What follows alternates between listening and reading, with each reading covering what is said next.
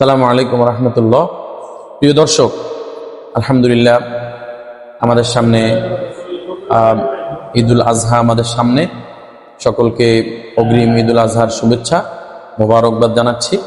তো আমরা আজকে উপস্থিত হয়েছি আপনাদের সামনে কয়েকটি গুরুত্বপূর্ণ বিষয় নিয়ে কথা নিয়ে। সেটা হলো আমাদের কতগুলো প্রশ্ন আমাদের কাছে এসেছে যে কোরবানি কার উপরে ফরজ, কোরবানি কার উপরে ওয়াজিব। এ বিষয়টা আসলে কোরবানি ওই ব্যক্তির উপরে ওয়াজিব যে ব্যক্তির উপরে যাকাত ফরজ। যাকাত যার উপরে ফরজ তার উপরে কোরবানি ওয়াজিব, এটা হলো মৌলিক কথা। কোরবানি একজন মুসলমান প্রাপ্তবয়স্ক বালিগ পুরুষ মহিলা এবং নেশাব পরিমাণ মালের মালিক যারা, তাদের উপরে ওয়াজিব।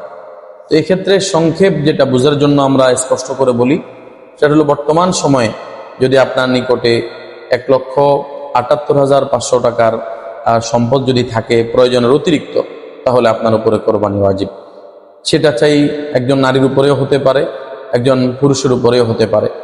অনেক ঘরে দেখা যাচ্ছে, অনেক পরিবারে দেখা যাচ্ছে একটা পরিবারে 10 জন সদস্য, 10 জনের উপরেই কোরবানি ওয়াজিব। কিন্তু দেখা যাচ্ছে এক শরিক কোরবানি দিচ্ছেন, 2 শরিক কোরবানি দিচ্ছেন। মনে রাখবেন, আপনি যদি কোরবানির ব্যাপারে কোনো রকম যদি কমতি করেন, কার্পণ্যতা করেন, নবীজির ধমক এসেছে হাদিস শরীফে। কারণ নবী আলাইহিস সালাতু ওয়াস সালাম বলেছেন, ক্বালান নবী সাল্লাল্লাহু আলাইহি ওয়াসাল্লাম মান ওয়াজাদা সাআতান লিআন ইউদহিয়া ফালাম ইউদহি ফালা ইয়াকরাবান্না মুসাল্লানা। যে ব্যক্তি কোরবানি করার মতো একটু সুযোগ পেল আর সে কোরবানি করে নাই, নবীজি বলেন সে যেন আমাদের ঈদগাহে যেন না আসে। এটা ধমক দিয়েছেন।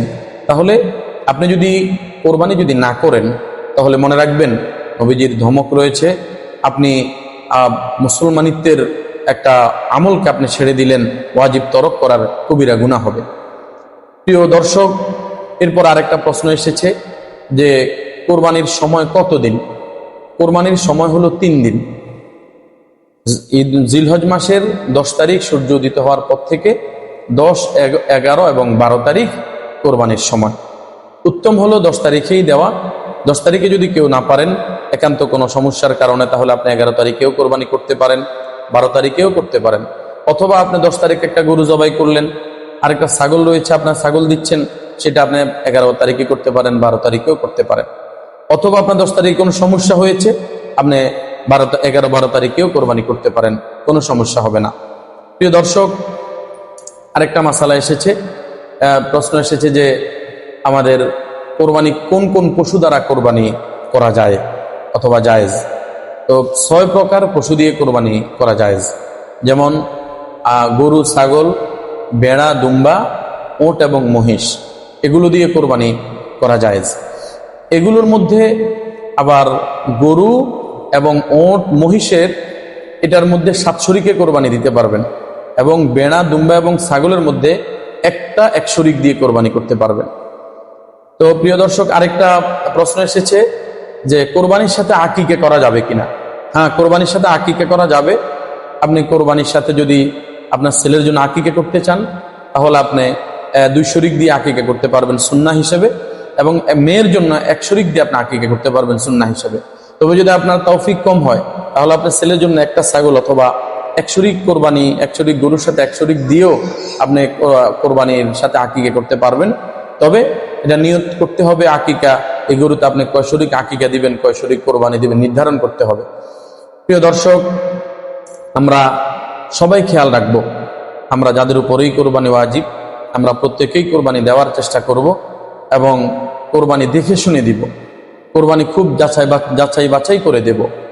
এখানে 7 শরিকের যেই কোরবানির বিষয়, এখানে একটা প্রশ্ন আছে যে সবার সাথেই কি 7 শরিকে মিলানো যাবে?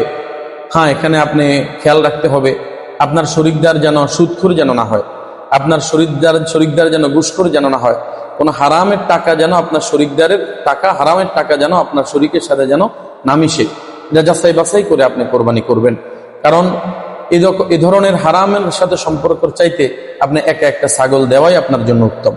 এজন্য সেভাবে আপনারা সতর্কতার সাথে কোরবানি করবেন। কারণ কোরবানি এটা আসলে শুধু গরু ছাগল জবাইয়ের কোরবানি না, এটা মূলত অন্তরের পরীক্ষা, এটা হলো দিলের পরীক্ষা, কলবের পরীক্ষা, এটা আল্লাহর দরবারে।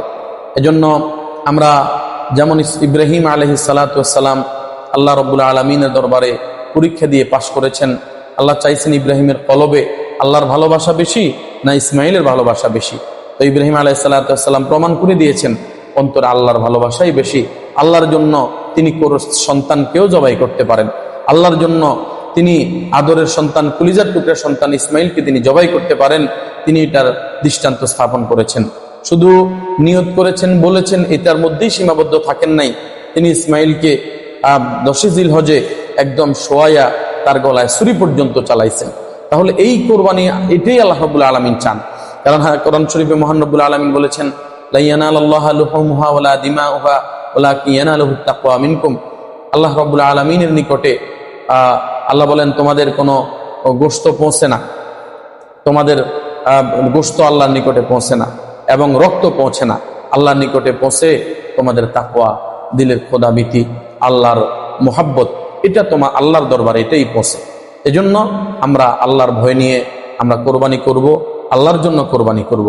কারণ যদি লোক দেখানো কোরবানি হয় তাহলে কিন্তু আমাদের কোরবানি গরু জবাই হবে, কিন্তু কোরবানির সওয়াব পাওয়া যাবে না।